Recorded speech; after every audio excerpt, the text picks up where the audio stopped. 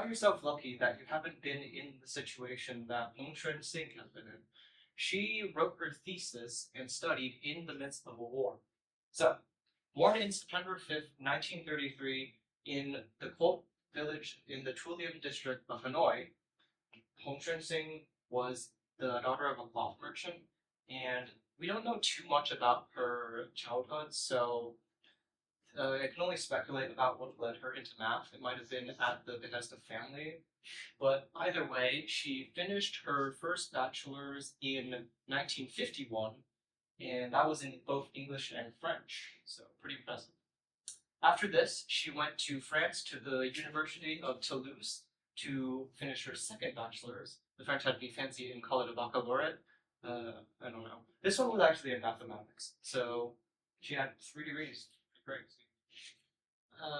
After this, she stayed in France until 1959 to take the agrégation, which is a very prestigious civil exam for civil servants, and she passed that and became a professor agrégé. After this, she went back to Vietnam and continued the streak of impressive acts by becoming the first female mathematics professor in Vietnam. And this is the Hanoi University of Education. She taught there for a while longer. Actually, the Vietnam War had started around this time, and she was already in the midst of it when going through and studying and teaching at the same time.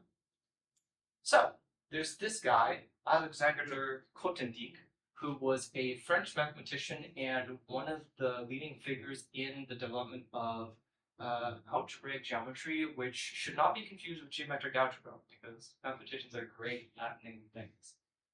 So he went to Vietnam in 1967 to protest the Vietnam War and also to teach category theory. And he taught all of these. Presumably, he lectured to most of these people, and especially Sính. They actually, so this is her pretty recently, I think, around 2024, so she's still alive. After he taught her, they had like a good mentor-mentee relationship, and this meant that they continued to exchange letters for like the next 5 years, where she wrote her thesis, and again, during a war, so very impressive. She actually handwrote this, and it's like probably the only handwritten thesis to be defended in France, so also another world first. So, what's a GR category? Well, it's a category that's a group. Well, that's not too helpful, is it? Let's start with a group then. This is a collection of objects and a operation on them. So what is the stuff in the group? Well, it could be numbers, it could be letters, it could be anything you want, to be honest.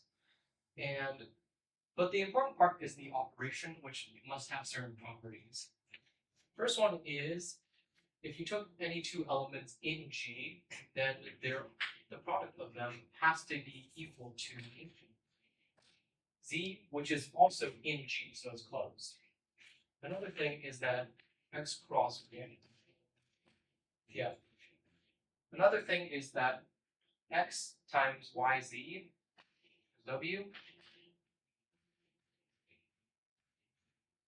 or X product YZ with this Z being taken last is the same thing, and that's associativity.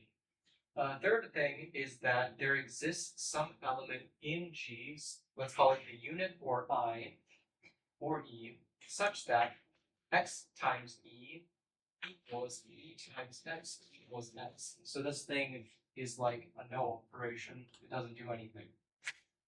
But another cool thing is that any group also has, for every element in G, there's the inverse of an element, such that this equals X negative 1 P. And this means that these two cancel each other out, basically. So, what's a category? This is a collection of objects which are more abstract than what we had in the groups. It could be that the objects are any set, the objects are any functions, any vectors, or something like that. And we could think of these objects like just floating somewhere. And between these objects are morphisms, which are basically just, you can think of them as arrows. They're sort of relationships, but it's not too well defined what they are. They're pretty broad. So the important things about these morphisms is that they hold certain properties. First, that you could compose them. Basically, this means that if you took the morphism from A to B, and then you have a result in B, you take it from B to C, then this gets you another morphism from A to C. And this is basically being closed, as with a group.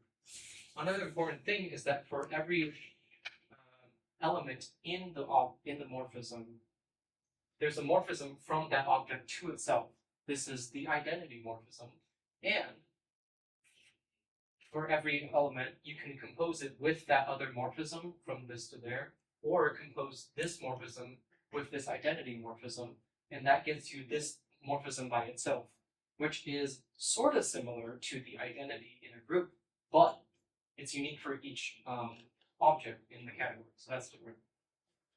And another thing we want is that for these morphisms to be composed, they have to be associative in that A to B, B to C, that's the same as if you took B to C first, then composed this along to here.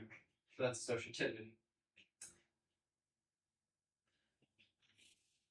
If we wanted to turn this idea of a category into a group, then what we want is associativity and inverses. So the first part about associativity, we also want like a single identity for all of the categories. So what Hongshenxing uses for this is to define essentially the tensor product, which takes any object in the category and another object in the category and gives you another object in the category. Or if you take two morphisms in the category, it gives you another morphism in the category. And this tensor product, she also proved that it satisfies the properties of associativity. There's an identity element called the identity unit object of the tensor, and also that there's an inverse for every object in the category and every morphism in the category as well, which basically just means that the category is now a group. There's a lot more to the thesis, but that's as much as I can talk about in this short presentation.